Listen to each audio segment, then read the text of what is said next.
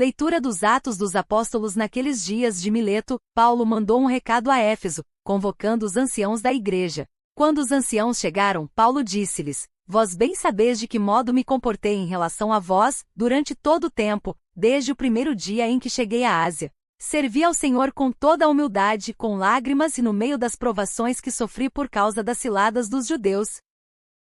Nunca deixei de anunciar aquilo que pudesse ser de proveito para vós, nem de vos ensinar publicamente e também de casa em casa. Insisti com judeus e gregos, para que se convertessem a Deus e acreditassem em Jesus nosso Senhor. E agora, prisioneiro do Espírito, vou para Jerusalém sem saber o que aí me acontecerá. Sei apenas que de cidade em cidade, o Espírito Santo me adverte, dizendo que me aguardam cadeias e tribulações.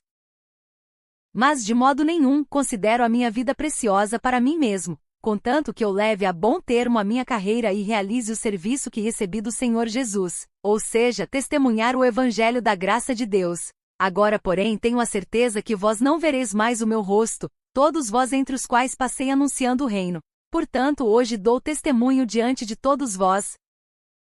Eu não sou responsável se algum de vós se perder, pois não deixei de vos anunciar todo o projeto de Deus a vosso respeito. Proclamação do Evangelho de Jesus Cristo segundo João. Naquele tempo, Jesus ergueu os olhos ao céu e disse: Pai, chegou a hora. Glorifica o teu Filho, para que o teu Filho te glorifique a ti, e porque lhe deste poder sobre todo o homem, ele dê a vida eterna a todos aqueles que lhe confiaste. Ora, a vida eterna é esta: que eles te conheçam a ti, o único Deus verdadeiro, e aquele que tu enviaste, Jesus Cristo. Eu te glorifiquei na terra e levei a termo a obra que me deste para fazer. E agora, Pai, glorifica-me junto de ti com a glória que eu tinha junto de ti antes que o mundo existisse. Manifestei o teu nome aos homens que tu me deste do meio do mundo. Eram teus, e tu os confiaste a mim, e eles guardaram a tua palavra. Agora eles sabem que tudo quanto me deste vem de ti, pois dei-lhes as palavras que tu me deste, e eles as acolheram, e reconheceram verdadeiramente que eu saí de ti e acreditaram que tu me enviaste. Eu te rogo por eles. Não te rogo pelo mundo, mas por aqueles que me deste, porque são teus. Tudo que é meu é teu e tudo que é teu é meu. E eu sou glorificado neles. Já não estou no mundo, mas eles permanecem no mundo, enquanto eu vou para junto de ti. Meus irmãos e minhas irmãs, a palavra de Deus de hoje nos coloca diante de duas despedidas.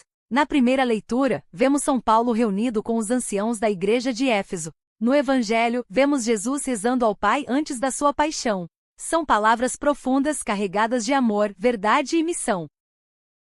Quando alguém sabe que está vivendo um momento decisivo, suas palavras deixam de ser superficiais. A pessoa fala do essencial. E hoje tanto Jesus quanto Paulo falam justamente do essencial da vida cristã. Paulo olha para trás e faz uma espécie de exame da própria missão. Ele lembra como viveu entre eles, servia ao Senhor com toda a humildade, com lágrimas e no meio das provações. É bonito perceber isso. Paulo não diz: eu fui forte, eu fui admirado, eu fui importante. Não. Ele fala de humildade, lágrimas e fidelidade. Porque o verdadeiro discípulo não é aquele que nunca sofre. É aquele que permanece fiel mesmo sofrendo. E Paulo sabia que tempos difíceis estavam chegando. O Espírito Santo já o advertia. Cadeias e tribulações o esperavam em Jerusalém. Mesmo assim, ele declara algo impressionante: de modo nenhum considero a minha vida preciosa para mim mesmo, contanto que eu leve a bom termo a minha carreira. Em outras palavras, Paulo está dizendo: minha vida só tem sentido se eu cumprir a missão que Deus me confiou.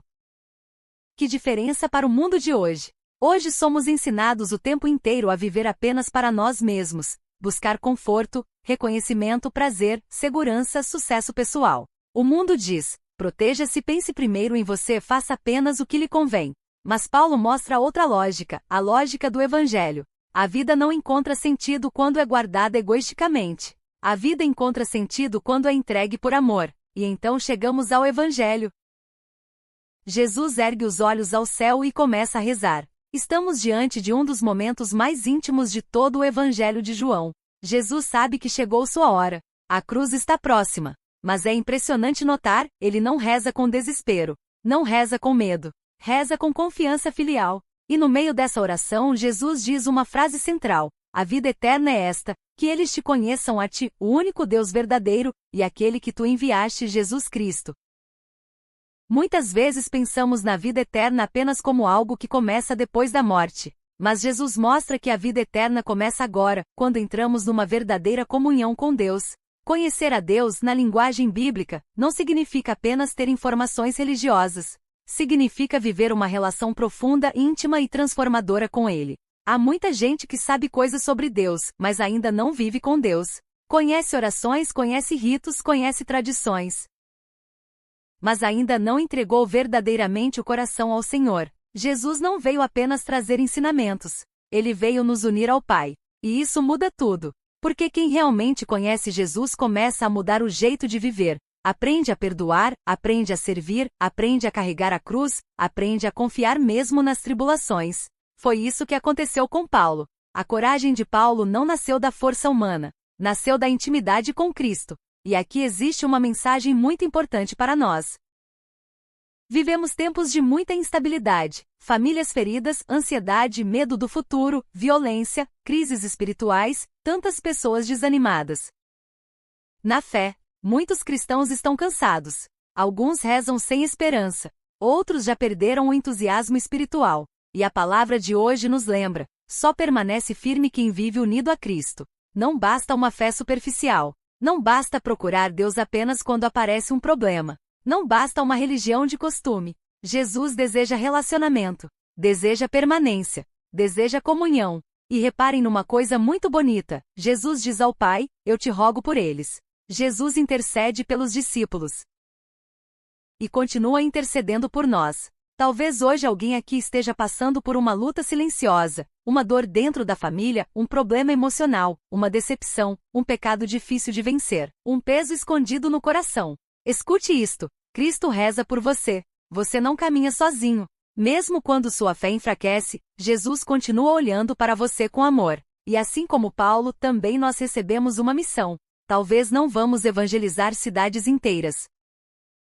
Talvez nunca façamos grandes coisas aos olhos do mundo. Mas todos nós recebemos uma missão concreta, dentro da família, no trabalho, na comunidade, no testemunho diário. Talvez sua missão hoje seja sustentar sua casa com honestidade, educar os filhos na fé, cuidar de alguém doente, perseverar na oração, voltar para Deus depois de um tempo afastado, recomeçar. A santidade acontece justamente aí. No final da primeira leitura, Paulo diz: não deixei de vos anunciar todo o projeto de Deus.